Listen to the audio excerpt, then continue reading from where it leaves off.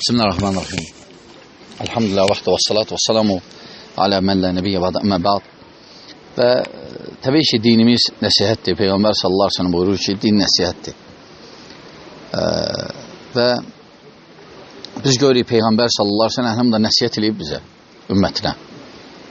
Hətta sahabələr nəsə hiss eləyəndə ondan, hətta İrbad radiyallahu anh'ın rivayətində deyir ki, Peyğəmbər sallallahu aleyhi ve sellem elə danışdı ki, elə bir vidalaşır bizimlə. Və dərhal sahabələr dedilər ki, ya Rasulullah bizə nəsihət elə. Yəni, bu onu göstərir ki, Peyğəmbər sallallahu aleyhi ve sellem nəsə hiss eləyən kimi dərhal sahabələr nəsihət istəyirdi. Və Peyğəmbər sallallahu aleyhi ve sellem elhamdülillah kifayət qədər nəsihət eləyib. Onun nəsihətləri bizim üçün qaydadır, əsasdır. Və vəsiyyətlərin də başında nə deyanır? Ən birinci təqvalı olmaq. Təqva ən mühüm, ən əsas sifətdir. Cənnət əhlini Allah subhanahu teala vəsf eləyəndə dedi ki, ora müttəqilərin yeridir. Və həmçinin kifayət qədər də ayələr də var. İnnəllah yuhibbul muttaqin. Sonra təqva barədə çoxlu ayələr var.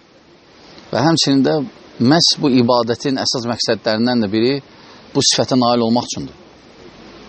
Özünüz görürsünüz ki, Allah subhanahu teala hətta orucluq barədə deyəndə axırda deyir ki, لَعَلَّكُمْ تَتَّقُونَ. Bəlkə təqvalı olasınız.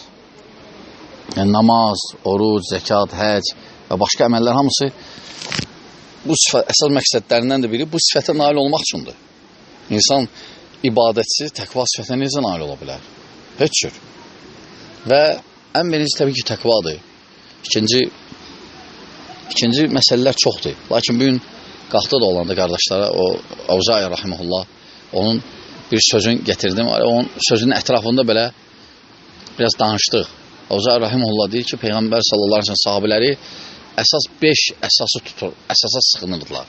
5 əsasa. Onlardan biri lüzumul cəmaə, cəmaatda olmaq. Cəmaatda olmaq, qardaşlar, o demək deyil, yəni çox olmaq, çoxla olmaq. Harada çoxdur o. O cəmaat deyil. Cəmaat çoxluqla bilinmir. İnsan cəmaat haqla bilinir. İnsan haqq yolda olsa, tək olsa da cəmaatdır.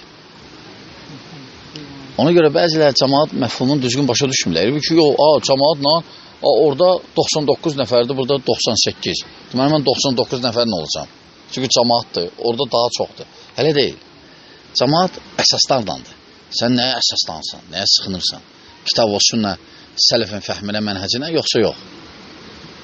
Avzai rahimehullah deyir ki, lüzumul cəmaə ən birinci sahabələr, Peyğəmbər sallallahu aleyhi ve sellem sahabələri əsas bunu əsaslanırdılar, əsas tutmuşdular.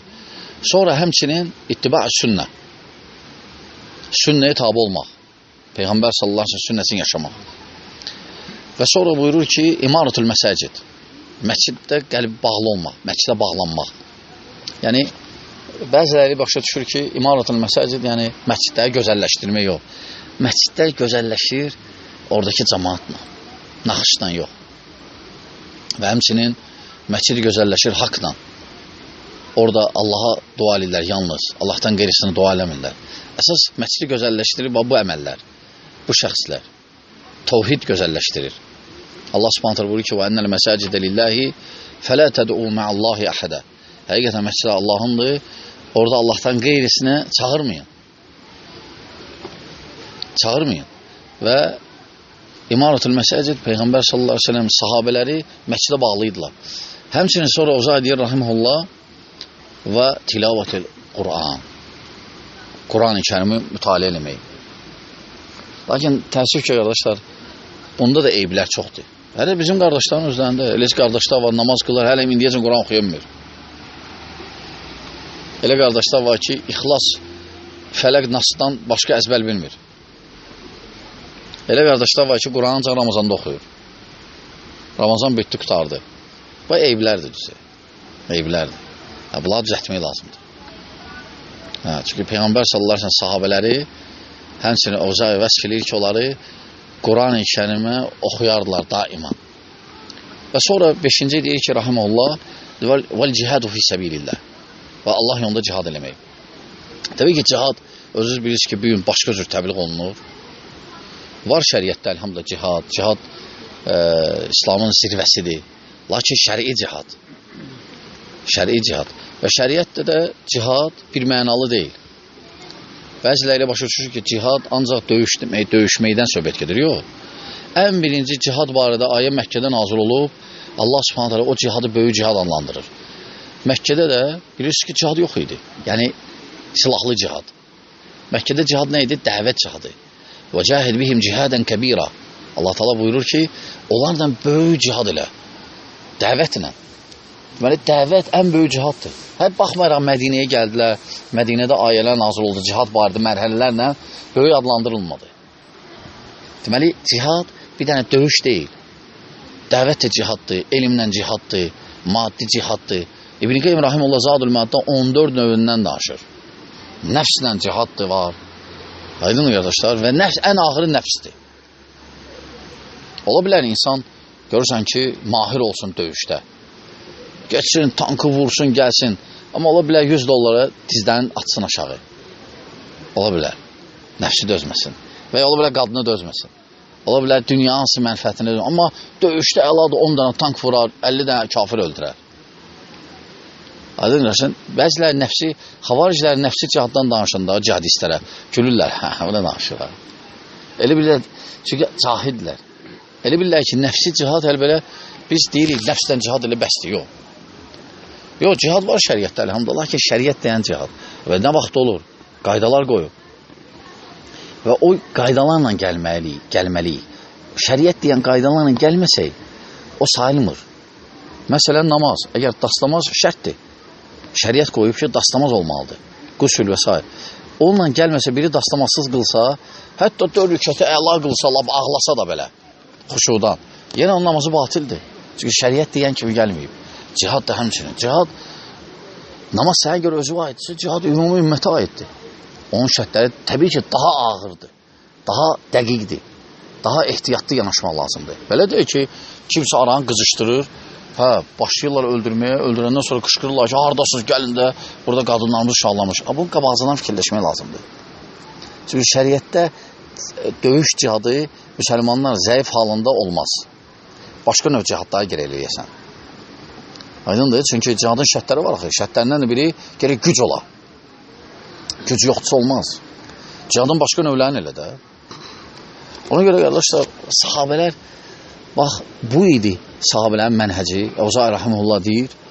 Vallahi biz sələfə istinad eləsi, sələfə tutduğu əsaslarla geçsə, əlhamdülillah salamat qalacaq. Yoxsa, insan azır, şeytan yaddan çıxartmaq lazım deyil. Ona görə Quran-ı Kərimdə neçə də Allah Taala şeytanı vəsf eləyir. Hər cür vəsf eləyib bizə. Həmişə deyir ki, yavaş-yavaş gəlir, deyir ki, o sizin açıq-aydız düşmənvizdir, ehtiyatlı olun ondan, onun vəsfəsilərin dalınca gedməyin. Amma çoxsa şeytandan danışmır, yaddan çıxıb şeytan. Ən birinci düşmən insan şeytandır. Və hər kəsin də şeytanı var. Peyğəmbər sallallahu aleyhi ve sellem, hətta sənin də dətdir mənim. Sadəcə mən dəvət eləmişəm, İslamı qəbul edeyim. Yəni, vəsvəsə verir.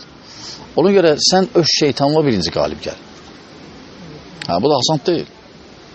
Ona görə qardaşlar, şeytan da nəyə çalışır? İbn Qayyim deyir ki, rahimullah, şeytan əsasən iki şey nail olmaq istəyir, ikisindən birinə. Fərqi yoxdur hansına. İkisindən birinə nail olsa artıq zəfər çalmışdı. O da nədir? Ya ifrata vardırmaq istəyir səni, ya da tafrita. Yəni, orta yoldan çıxadmaq üçün. Çünki mümin, müsəlman orta yoldan çıxdı, ya ifrata varacaqsan, ya da tafrita. Və şeytan da həy mühavilə edir ki, ikisindən birinə fərqi yoxdur. İkisindən birinin nail olsa, artıq zəfər çalmış kimidir, sevinir və qələbə çalır onunla. O qul üzərində. Ona görə bu şeytanın vəsvəsələrindən, şeytandan özümüzü üzərində çalışmaq və təbii ki, bu dini yaymaq. Düzgün dini, düzgün şəkildə. Din budur, İslam budur. Düz deyə bu şeyləri bilirsiniz. Sadəcə təkrarladım. Allah subhanət hələ buyurur ki, fəzəkkir fə innə zikrətən fəul müminin. Xatırla, yada sal, xatırlamaq, yada salmaq müminlərə fayda verər. Allah subhanət hələ bizə onlardan etsin, faydalanan qullardan. Allah müsəlmanlara kömək olsun. Esselamu aleykum və rəhmətullah və bərəkatuhu.